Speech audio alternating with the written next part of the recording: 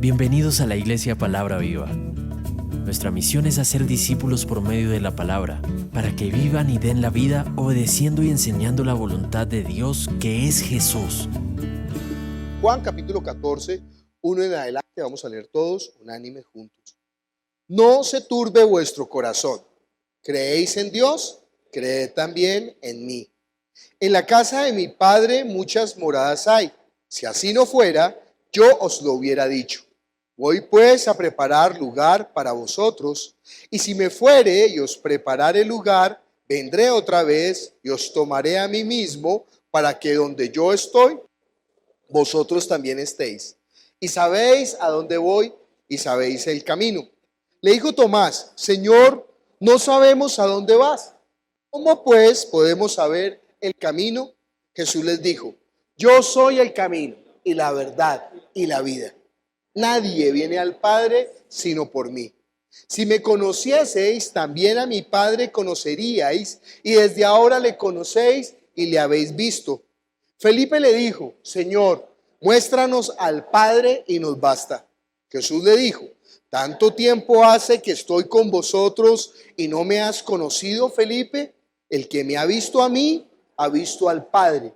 ¿Cómo pues dices tú, muéstranos al Padre? ¿No crees que yo soy en el Padre y el Padre en mí? Las palabras que yo os hablo, no las hablo por mi propia cuenta, sino que el Padre que mora en mí, Él hace las obras. Creedme que yo soy en el Padre y el Padre en mí. De otra manera, creedme por las mismas obras. De cierto os digo, el que cree en mí, las obras que yo hago, Él las hará también, y aún mayores hará, porque yo voy al Padre. Y todo lo que pidieres al Padre en mi nombre, lo haré, para que el Padre sea glorificado en el Hijo. Si algo pidieres en mi nombre, yo lo haré. Vamos a orar pidiendo a Dios que obre con su palabra sobre nuestro espíritu. Que la palabra cumpla ese propósito en nosotros. Entiéndanlo, ya Dios dio la palabra. Él ya dio la palabra. La parte que falta de la palabra es que nosotros abramos nuestro corazón, abramos nuestra mente, abramos todo nuestro ser para que esa palabra se vuelva verdad. No es que la palabra no sea verdad, la palabra es verdad, sino para que la palabra se vuelva verdad en nuestra vida.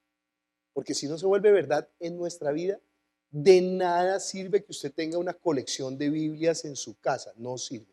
De nada sirve que haya descargado en el smartphone 10 versiones de la Biblia. Esta palabra no sirve aquí ni aquí, sirve es aquí, pero sobre todo aquí.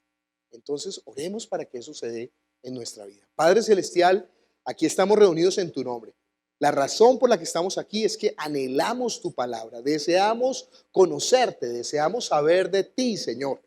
Obra con poder, con tu Espíritu Santo, para que nosotros podamos recibirla, Señor. Si no es por tu Espíritu, nosotros no podemos recibir tu palabra. Pero por otra parte, obra con poder. Padre, que nosotros nos abramos a las Escrituras, que nosotros permitamos, Señor, que seas tú entrando en nuestra vida. Padre, obra con poder, unge mis labios, dame la sabiduría, el conocimiento y el poder de la palabra. Y derrama de tu gracia en esta hora. Te lo pedimos en el nombre de Jesús. Amén. ¿Pueden sentarse? A usted le impactaría saber que en la teología, ojo, estoy diciendo en la teología, o sea, en los estudios académicos teológicos, el libro más atacado es el Evangelio de Juan. Es impresionante, porque uno se supone que va a la universidad a estudiar teología para que le enseñen más de Dios. Pues sepa lo que no, le estoy ahorrando 5 años de teología, o por lo menos lo estoy preparando para que cuando entre usted entienda a qué va. ¿Por qué es tan peligroso el Evangelio de Juan para la corriente de este mundo? La Biblia habla de la corriente de este mundo, no sé cómo decir la corriente de este mundo en palabras nuestras, como la moda, como el sentido común. Ojo, el sentido común no es la lógica. El sentido común es donde los medios, donde la política, donde el sistema de los que gobiernan el mundo conducen a la gente a pensar. Hace unos años, por ejemplo, asesinar bebés era terrible. Hoy en día los niños chiquitos de 8 años, de 7 años, las mamás los sacan a las calles en Argentina para decir que por favor maten a los niños en el vientre. Que eso sea Imagínese tan fuerte que es la corriente de este mundo o el sentido común impuesto por los que tratan de gobernar el mundo, de romper un vínculo tan estrecho como es el de la mamá por un bebé.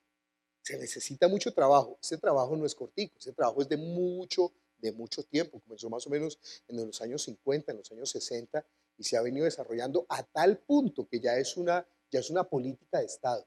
Matar a los bebés donde son más indefensos. ¿Dónde? En el vientre. Y sépalo que eso va contra todas las constituciones del mundo, porque en todas las constituciones del mundo el primer derecho es el derecho a la vida y el derecho a la vida es proteger a los más débiles donde son más indefensos. La gente llora porque un hombre bota a un perrito desde un octavo piso.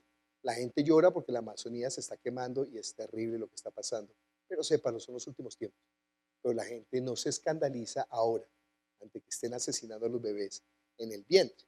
Entonces, cuando nosotros entendemos que hay una corriente del mundo, que hay un pensamiento, y ese pensamiento siempre, porque está gobernado por Satanás, así lo dice el libro de los Efesios, ese pensamiento siempre va en contra de la voluntad de Dios, del pensamiento de Dios. Si algo está de moda, sépalo, está en contra de Dios. Ese es como el parámetro general para poder discernir de algo. Entonces, para ellos, el Evangelio de Juan es muy peligroso para la corriente de este mundo, porque el Evangelio de Juan dice algo que es terrible, ¿sí? Todos los evangelios lo dicen, todos los salmos lo dicen, todos los profetas lo dicen, todo el libro de la ley lo dice. Nosotros leímos en el Salmo 2, que si usted no honra al Hijo, no se arrodilla ante Él, no besa sus pies, la ira de Dios estará sobre usted. O, dicho en palabras de Jesús aquí en Juan, yo soy el camino, la verdad y la vida. Nadie viene al Padre sino por mí. Eso es terriblemente exclusivo, excluyente. Sí, yo sé que me mandaron un correo que decía que antes es muy incluyente, pero entiéndalo, para la corriente del mundo esto es excluyente. ¿Por qué? Si nosotros tratamos de reunir a todas las religiones del mundo a través de la defensa, por ejemplo, del ecosistema y de la Amazonía y de los loritos que se están quemando, pues todas las religiones dirían, sí, hay que defender la naturaleza, hay que defender a los loritos, hay que defender malvados, ¿no? Cómo matan a todo. Estamos en los últimos tiempos, a mí me duele, pero bueno. Entonces todas las religiones en eso no tendrían problema. Si decimos, hay que estimular los derechos de los niños, pero no en el vientre, pero hay que estimular los derechos de los niños y hay que proteger a los niños, pero no en el vientre, todas las religiones dirían, sí, hay que proteger a los niños. Hay que ser buenos ciudadanos, hay que ser amables, hay que ser lindos, hay que ser positivos, hay que ser campeones, hay que estimularnos a ser mejores personas. Sí. Todas las religiones del mundo. Pero hay un punto donde jamás ninguna religión, y ojo, estoy resaltando, ninguna religión, hasta las religiones que se llaman ser cristianas, estarán de acuerdo. Y es que solamente por medio de Jesucristo se puede tener acceso al Padre y tener la vida. Todas las religiones se opondrán porque no ve que eso... O sea que si yo no soy cristiano, ¿qué? ¿Me pierdo? Eso me preguntó el profesor en la tesis de la licenciatura en teología. Dijo, viejo, entonces mi primo que es musulmán y no cree en Jesús, ¿se pierde? Y yo le dije, sí, profesor. Dijo, entonces yo no lo puedo graduar. Usted no puede ser, usted con ese pensamiento, ojo, le estoy ahorrando 5 años de teología. Usted con ese pensamiento no puede ser teólogo. Le dije, no, yo sí puedo ser teólogo porque usted me preguntó qué creo. Si usted me pregunta qué dice la academia, le digo lo que dice la academia. ¿De qué tipo de academia me está hablando? ¿Católica, protestante, cristiana, neopentecostal, adventista? ¿De cuál me está hablando? Pero si usted me dice qué creo yo tengo que decirle, profesor, yo creo lo que dice la Biblia. Y la Biblia dice que solamente por medio de Jesús nosotros tenemos entrada al Padre. Entonces él dijo, yo me declaro impedido para calificar. Y se iba a ir. Afortunadamente, Dios bueno, afortunadamente había otro profesor ahí. Entonces le dijo, no, espere, Diego, salga un poquito. Entonces él le dijo, no, lo que pasa es que él es un loco fundamentalista. Y entonces él, pues la palabra, pero no lo podemos rajar por eso. Entonces, no, déjelo pasar. Y bueno, me pasaron con 4 o 5. Fue buena nota, ¿no? Sobre 5. Bien. Pero bueno, usted entiende la corriente de este mundo porque Jesús No, Jesús no es. Ellos pueden hablar de la Biblia en todos los aspectos. Usted sabe, la Biblia habla de la ecología, de los ríos secándose, del mar muriendo los peces, de los bosques ardiendo. ¡Buh! Eso está en toda la palabra, ¿no? Pero hasta ahora se está cumpliendo. Pero lo que la Biblia está hablando realmente, centralmente, es acerca de el Mesías, de Jesucristo, del único camino al Padre. Mire el libro de Isaías, 720 años antes de Cristo. El segundo libro más combatido después de Juan. Es que les incomoda que hable, porque Isaías habla de una manera impresionante sobre el Mesías, de una manera tan clara, Por eso, después de que terminamos Génesis, sí, seguiremos con Isaías. Y después de Isaías yo voy a continuar, si Dios me da vida, ¿no? Porque nos gastamos 7 años en Génesis. Si Dios me da vida, después de Isaías, predicaré el libro de los Hebreos, el tercer libro más combatido en la teología. Hebreos es impresionantemente hermoso. Isaías es espectacularmente hermoso. Pero Juan es absolutamente hermoso. ¿Por qué? Porque hablan del que es el agrado de Dios y en el único en que nosotros podemos presentarnos delante de Dios de manera agradable. No hay otra manera. Antes de leer Isaías le voy a hacer una pregunta, no para que la responda a viva voz, sino para usted. Esta pregunta solamente tiene 2 respuestas. No se vaya a poner usted ahí a argumentar. Nosotros somos especialistas en argumentar. No, lo que pasa es que no argumente. Solamente responda sí o no. Responda hacia usted, sí o no. La pregunta es el título de la prédica de hoy. ¿Obedece usted a Jesús? ¿Sí o no? Responda ahora. ¿Sí? Después de responder sí o no, la pregunta siguiente es, ¿cómo? ¿Cómo le obedece usted a Jesús? Entonces responda de manera breve. Yo obedezco a Jesús cuando hago esto. O yo no le obedezco a Jesús porque no estoy haciendo esto. Listo. Al final no se preocupe, tendremos la encuesta resuelta. Entonces, bueno, ¿qué dice Jesús? ¿Qué dice Dios acerca de Jesús en Isaías 42, 720 años antes de que naciera? Es que imagínense, la ley y los profetas una persona me dijo, usted no puede utilizar la Biblia como un argumento para defender a Jesucristo. Eso en la teología lo llaman una tautología, o sea que uno mismo se justifica con sus propios argumentos. Me dijo, usted no puede usar la Biblia para defender la Biblia, porque usted no puede usar un mismo libro para defender el propio libro. Y le dije, hay un error ahí. En primer lugar, no es un libro, son 66 libros. En segundo lugar, no es un autor, son más de 40 autores. En tercer lugar, no es un momento, son más de 1600 años hablando de lo mismo, del que iba a venir. Muéstreme un lugar así. Muéstreme una persona así. Que hayan más de 23.500 profecías cumplidas en el Mesías. Eso no es una tautología. Esa es la evidencia aplastante. De modo que si una persona no quiere creer en Jesús, no es porque Dios no haya dado los argumentos sólidos para creer, sino porque la persona definitivamente prefiere su propia maldad antes que recibir el amor de Dios. ¿Entiende? Porque ese es el pecado imperdonable. En lugar de recibir el amor de Dios, prefiere ¿qué? Su propia maldad. Aun cuando su propia maldad lo tiene encarcelado, miserable, en tinieblas y en una situación asquerosa. Pero prefiere eso a la verdad, a la luz del Evangelio y a la bendición del Evangelio. De modo que cuando nosotros nos presentemos delante de Dios, no vamos a tener excusa. Somos inexcusables nosotros delante de Dios. Miren lo que dice Isaías 42. He aquí mi siervo, yo le sostendré, mi escogido en quien mi alma tiene contentamiento. He puesto sobre él mi espíritu. Él traerá justicia a las naciones. No gritará, ni alzará su voz, ni hará oír en las calles. No quebrará la caña cascada, ni apagará el pábilo que humeare, por medio de la verdad traerá justicia. Déjeme explicarle un poco qué es esto de la caña cascada. Una caña cascada es una caña que se ha quebrado, ¿sí? Entonces, normalmente lo que hacen los cultivadores cuando una caña se quiebra, lo que hace es que la corta para que la fuerza que iba a gastar en esa caña que ya está quebrada, que no va a dar el fruto, entonces ellos cortan la caña y el resto de los nutrientes van y el agua que toma van para las otras cañas que sí estaban buenas. Pero ¿qué está diciendo Dios? Que Él no va a quebrar la caña cascada, sino que la va a sanar. Créanlo, todos nosotros, de una manera u otra, hemos sido quebrados en nuestra vida.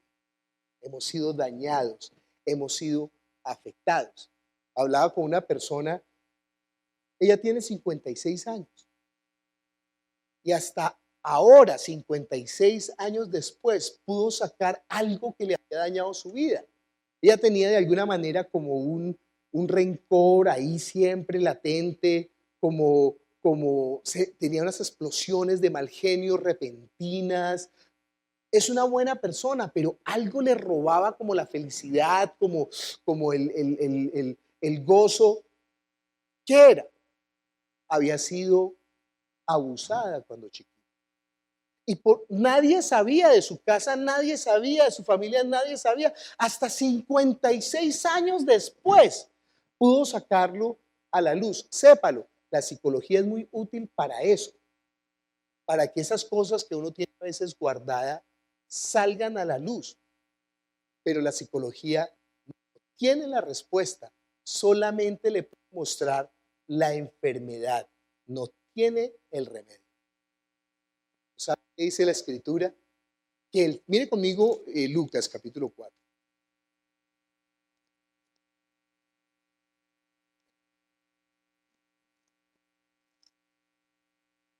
Lucas capítulo 4, versículo 18 y 19. ¿Alguien que lee una versión actual? ¿Quién tiene una versión actual? ¿Dónde está el micrófono? Aquí está el micrófono. ¿De este lado alguien tiene una versión actual? Allá, Lucerito de plata. Cielito, perdón.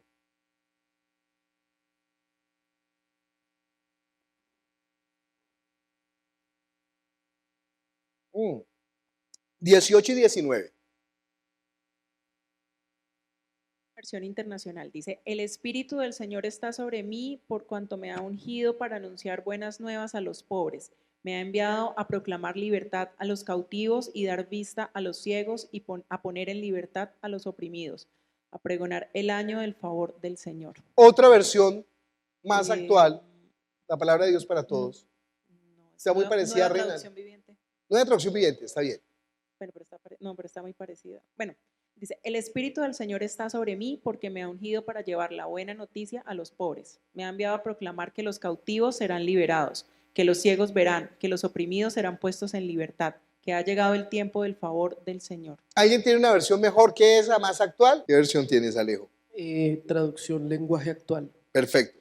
El Espíritu de Dios está sobre mí porque me eligió y me envió para dar buenas noticias a los pobres, para anunciar libertad a los prisioneros, para devolverles la vista a los ciegos, para rescatar a los que son maltratados y para anunciar a todos que este es el tiempo que Dios eligió para darnos salvación.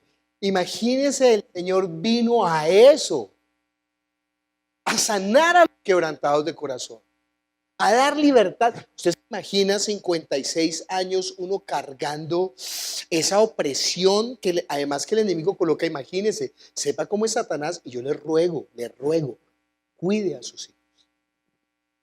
Porque usted sabe que es uno cargar con esa opresión durante tanto tiempo, y es como, además porque los niños cuando han participado de abuso se sienten culpables, porque ellos participaron, entonces ellos se sienten culpables del abuso. Pero además de eso, es una condenación, es una acusación. Entonces no pueden desarrollar su vida. Entonces están ahí y en esa opresión. ¿Y Satanás qué? Pues feliz.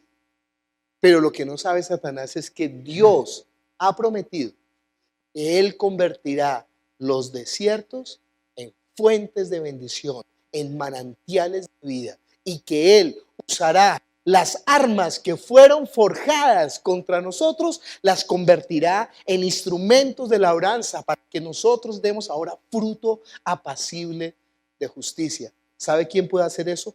Solamente el Evangelio de Jesucristo.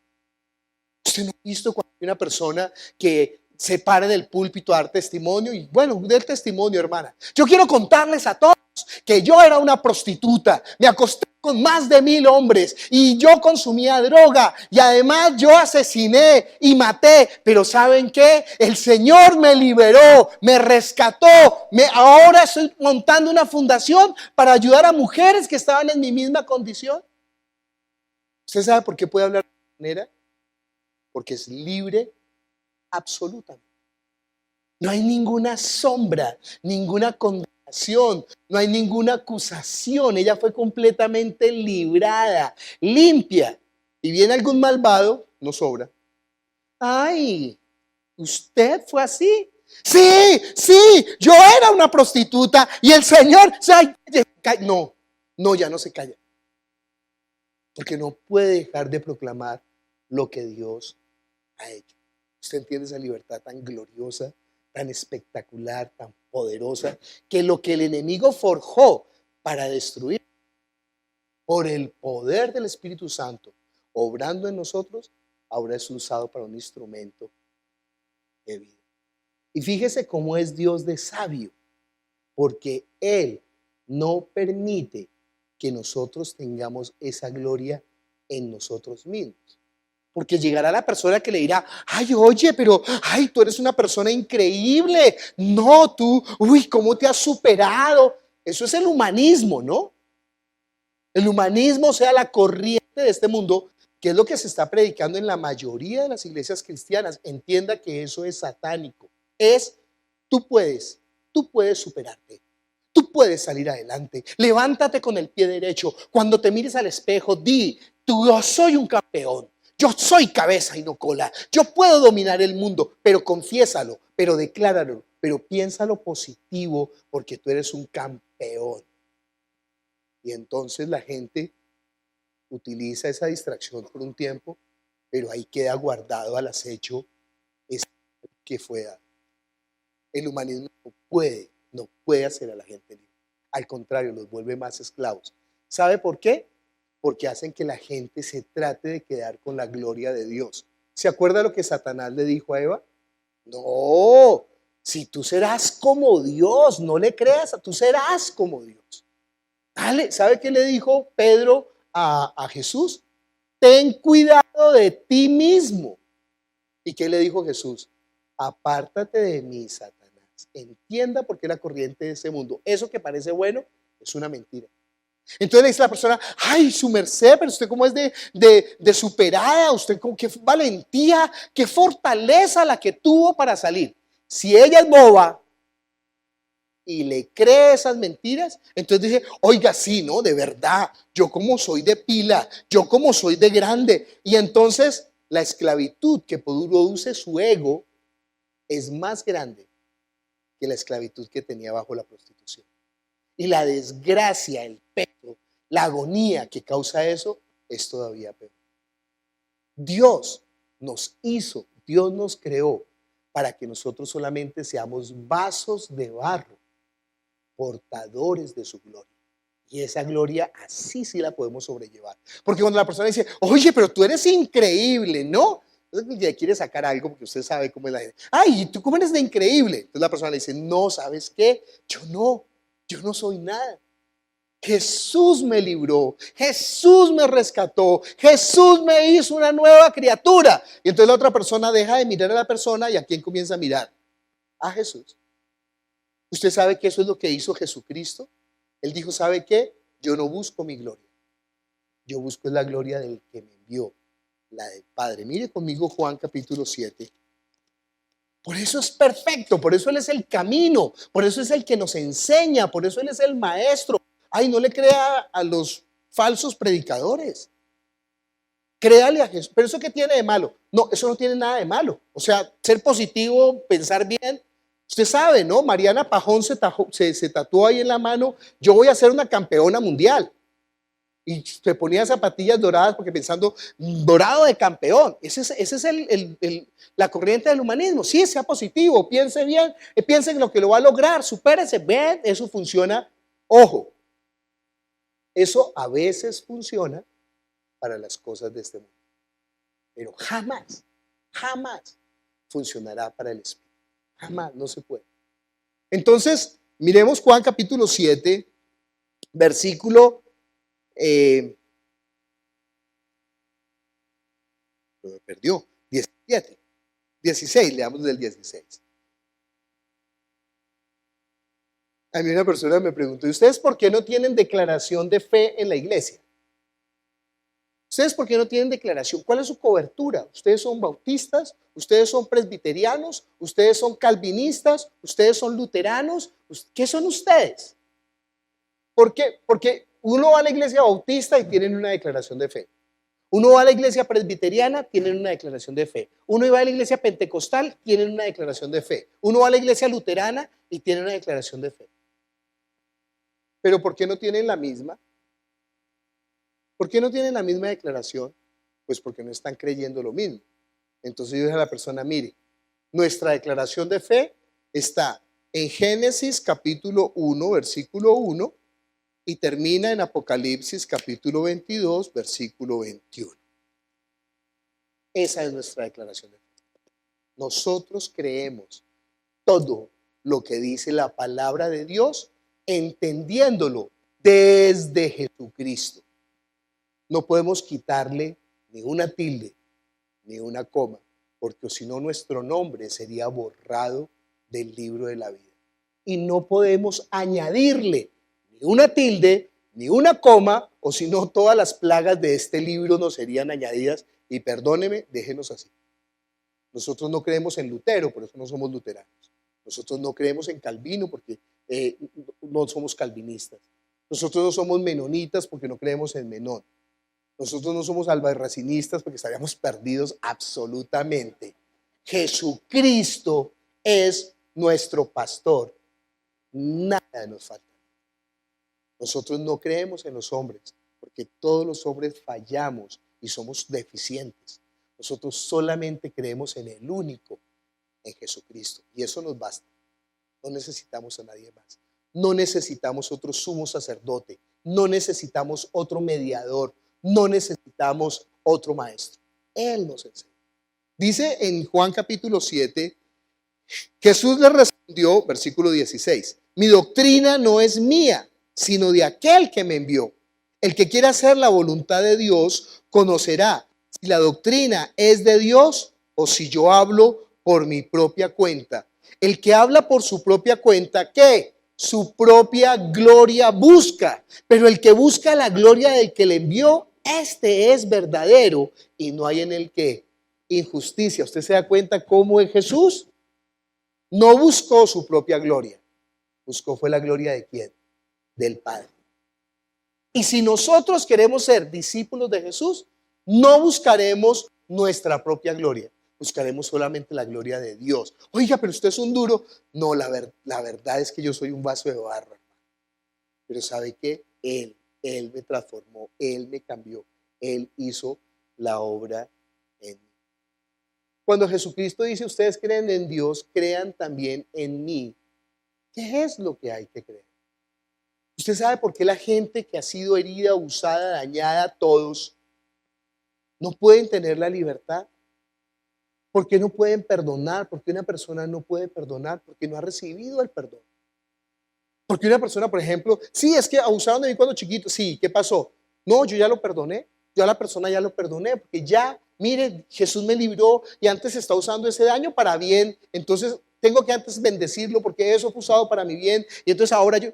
¿Entiende por qué esa libertad permite que ya no haya ninguna atadura, ningún lazo, que no haya cadenas sobre nuestra alma? Pero es que es perfecto el Evangelio. Si fuera de otra manera, no funcionaría.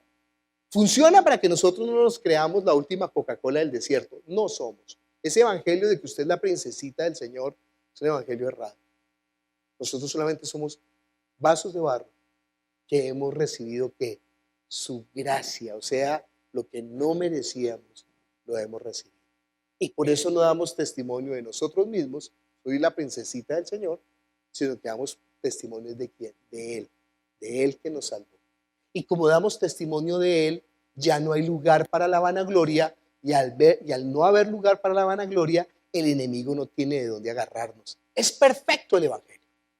Y mire, cuando nosotros no damos gloria a nosotros, es que yo soy un duro. Aquí en Colombia decimos, para los que están conectados afuera, es que yo soy un berraco. ¿Se han visto esas novelas malvadas de narcos? Pues esa es la palabra que utilizan.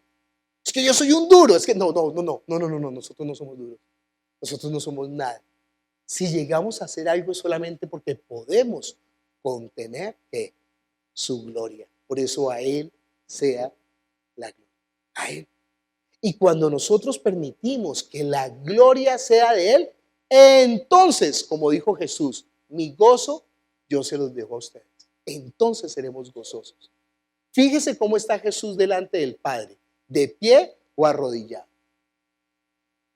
La palabra servir significa arrodillarse. Entienda que no estoy hablando físicamente, sino que la palabra servir significa que nosotros usamos nuestra vida no para hacer nuestra voluntad, sino para hacer ¿qué? Su voluntad. Lo dijo Jesús en la oración de Getsemaní, que no era una oración de esas mentirosas ahí por hacerla. No, ore, bueno, sí, Señor, gracias, sí. No. Él está ahí clamando por su espíritu. Y le dice, Padre, que no se haga mi voluntad, sino la tuya. Entiende que Jesús está de rodillas, o sea, sirviéndole al Padre. Por eso la única forma de encontrarse con Jesús es que colocándose usted también de rodillas, porque de pie jamás lo va a ver. De pie jamás va a ver a Jesús. Usted tiene que arrodillarse. Dile, Señor, esta vida con lo que me diste, aún con los instrumentos que me dañaron, úsalas ¿para qué? Para tu reino eterno. Y eso va a ser gloria. No se da cuenta que uno, oiga, ¿y usted qué era? No, yo era una prostituta que me acosté con 10,000 hombres. ¿Verdad? ¿Y qué pasó? Jesucristo me cambió. Dios tan bueno, yo quiero a Jesús también en mi vida. Es perfecto. El Evangelio está constituido de una manera en la que nosotros, y mire, una vez que la gente está dando gloria a Dios a través de Jesús, o sea, nosotros damos gloria a Jesús. ¿Qué hace Jesús? Le da la gloria al Padre. ¿Y sabe qué hace el Padre con la gloria? La reparte en cada uno de nosotros. Porque es nuestra herencia, es nuestro gozo. No me diga que no es perfecto. No me diga que el Evangelio no es perfecto. Porque nosotros ahora nos hacemos tributarios, benefactores no, beneficiosos, ¿sí? Beneficiados de la obra de Dios en nuestra vida. Y mire toda la libertad que trae eso. Ya no depende de nosotros, solamente depende. Entonces, lo que nosotros estamos creyendo de Jesús, yo pienso que voy a quedar en Juan capítulo 14 un rato, porque nos toca acordarnos qué es lo que estamos creyendo de Jesús.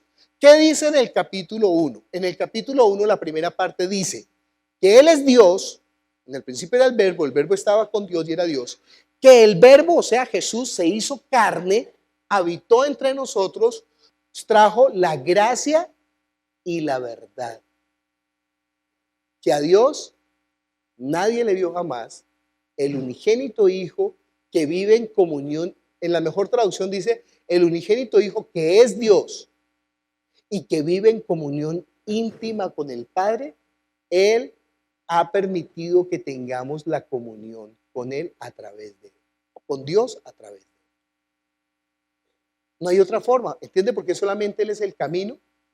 Entiende que esta cuestión no se trata de defender a los pajaritos y a los hombres y hacer buenos hijos, sino que es la vida en el Espíritu a través de tener la comunión con Dios.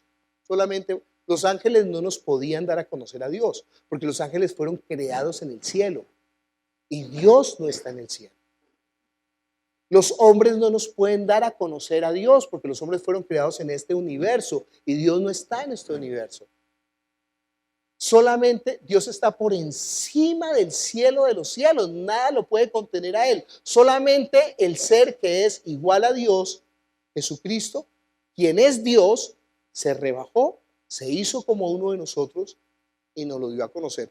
Si no entendió, mire la clase número 8 del seminario, porque no puedo explicar todo en una hora que tengo para predicar. Pero Él es Dios, ¿qué tenemos que creer?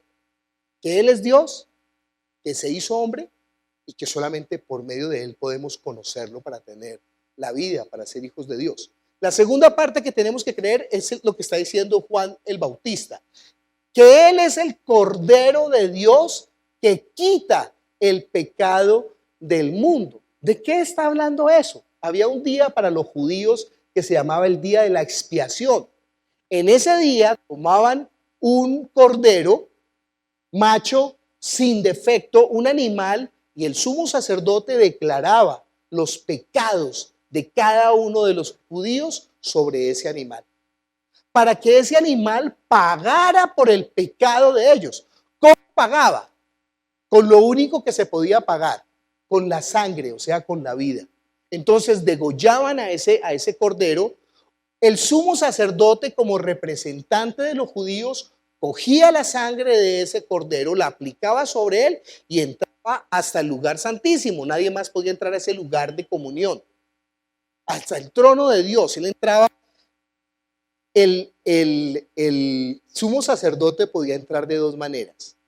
Podía entrar muy temeroso, pensando: yo no soy digno.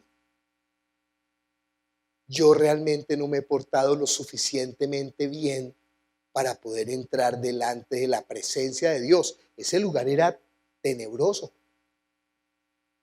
Una vez al año solamente entraba el sumo sacerdote. Y entonces él entraba pensando: y yo no puedo, porque yo pregunto en esta mañana, una encuesta rápida: ¿cuántos de aquí en esta mañana serían dignos por sus propias obras de entrar delante de la presencia del Señor? Por favor, levante su mano ahora. No, ella se está rascando la cabeza, no está levantando la mano. Por sus propias obras, ¿quién? Por sus propias obras, ¿quién? ¿Quién sería capaz de presentarse delante del Señor? Ninguno de nosotros. De modo que por sus propias obras el sumo sacerdote entraba temblando. Pero si era un sacerdote que había entendido que sus pecados habían sido puestos sobre ese cordero y que él entraba delante de la presencia de Dios no por las obras de él, sino por la sangre del cordero, entonces esa persona llegaba hasta el trono, hasta el arca del pacto o de la propiciación o de la expiación, derramaba la sangre, y si él no se moría, quería decir que Dios había aceptado que no la vida del sacerdote, sino la sangre del cordero como pago por los pecados del sacerdote y de los demás. Estoy hablando del libro de los Hebreos, del cual predicaremos dentro de 100 años. Y entonces cuando él salía, el sumo sacerdote salía feliz, ¿no? Decía: ¡oh! Esta es la sangre del pacto que por nosotros ha sido derramada. Y esparcía la sangre sobre todos y todo el pueblo se ponía feliz. ¡Guau! Todos los pecados del año que pasó quedaron perdonados. Tenemos un nuevo año. Pero al siguiente año tocaba hacer lo mismo. Pero dice la Escritura que Jesús, como sumo sacerdote, entró en el lugar santísimo una vez y para siempre. Porque Él no entró con la sangre de un animal imperfecto, terrenal. Esa sangre animal solamente podía pagar por los pecados de la conducta, pero no podía pagar por el pecado del espíritu. Nuestro espíritu estaba muerto por todo el pecado desde Adán. Y nacimos muertos por ese pecado. Sino que Él entraba al lugar santísimo, ¿con qué sangre? Con su propia sangre. Una sangre que no es de la tierra, sino una sangre que es el Espíritu de Dios, la palabra de Dios que se hizo carne. Y Él no pecó. Como no tenía pecado, esa sangre era perfecta para pagar por todos los pecados. Y en primer lugar, por el pecado del Espíritu. Y no había necesidad de hacer más sacrificios. Era una sola vez y para siempre. Fíjese cómo es de perfecto el Evangelio. Que el sacrificio, la sangre, es perfecta y que el sumo sacerdote es perfecto. Por eso nosotros ahora en Cristo, fuera de Él no podemos. En Cristo podemos entrar confiadamente hasta ese lugar donde no podía entrar nadie y tener lo más precioso que es la vida eterna, o sea, la comunión con Dios, como si nunca hubiéramos pecado, con ninguna vergüenza, con ninguna condenación, con ninguna acusación, porque si alguien tratara de decirnos, de modo que usted se acostó con 10,000 hombres, nosotros en libertad absoluta diríamos, sí, pero Jesús me compró, Jesús me libró, Jesús me rescató, y ahora Dios es mi Padre. Esa es la libertad gloriosa de los hijos de Dios, que no la tiene por haber escuchado el Evangelio, sino por recibir la palabra, por creerla. No sé usted qué me respondió.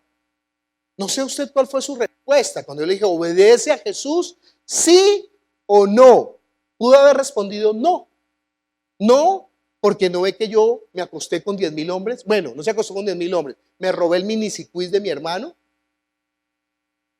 Todos somos pecadores. No hay bueno ni aún uno, dice la Biblia. Es más, si usted dice que no tiene pecado, está diciendo que Dios es mentiroso. Y ese es pecado terrible. Todos somos pecadores. Entonces no podemos así. No hay forma de presentarnos así. ¿Y usted se acostó con 10,000? Sí. Pero ¿sabe qué? Jesús pagó por mí. ¿Usted entiende esa libertad? No hay ninguna acusación para los que están en Cristo Jesús. Usted por responder no, porque estaba pensando en sus propias obras. Usted pudo haber respondido sí, porque yo voy a la iglesia, leo la Biblia, trato de cumplirla. Entonces también estaba pensando en qué, en sus propias obras otra vez. Usted sabe que esa es la religión. Todas las religiones del mundo hablan lo mismo, que usted se purifica a sí mismo por medio de sus buenas obras.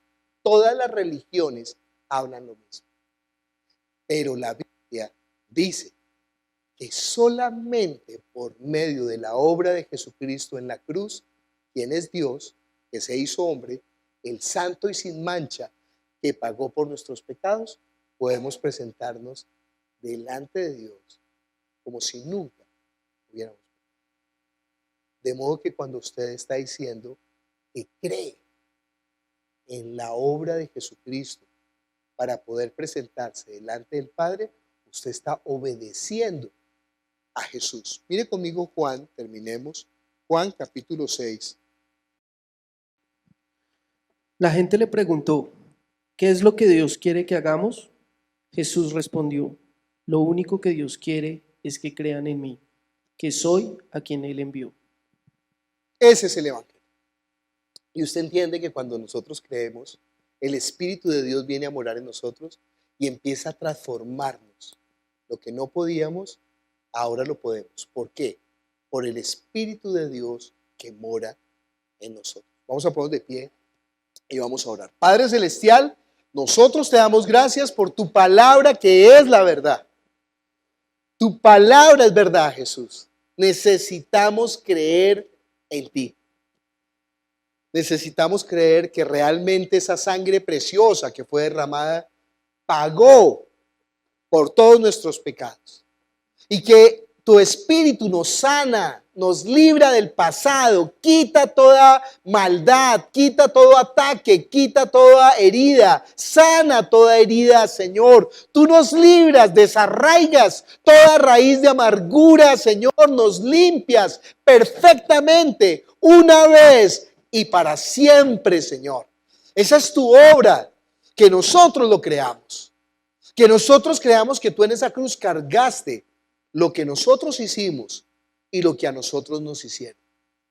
Que tú con esa cruz, Señor, toda maldición fue llevada en el madero, dice la Biblia, todas las actas y decretos que se habían levantado contra nosotros son llevadas en la cruz del Calvario. Por gracia somos salvos. Gracias, Jesús, gracias. Tú no viniste a quebrar la caña cascada, tú viniste a ser reparador, Señor. Tú no viniste a apagar el pábilo que humea, viniste a encenderlo, Señor. Perdona cuando nosotros hemos abandonado nuestro primer amor, cuando hemos olvidado cuál es el camino, cuando hemos tratado de por nuestras propias obras ser justos delante de ti. Cuando no hemos permitido que sea tu espíritu y tu gloria la que nos transforme y que haga de nosotros lo que realmente tú quieres que seamos, en lo cual en nuestras propias fuerzas es imposible, Señor. Pero la ley del espíritu de vida nos libra de la ley del pecado y de la muerte, Señor. Y nosotros andamos ahora en vida nueva, en libertad absoluta, proclamando quién eres tú y a quién pertenece toda la gloria, Señor. Y nos gozamos en eso y tenemos la plenitud de la existencia, Padre. Gracias, gracias, gracias. Gracias te damos en el nombre de Jesús.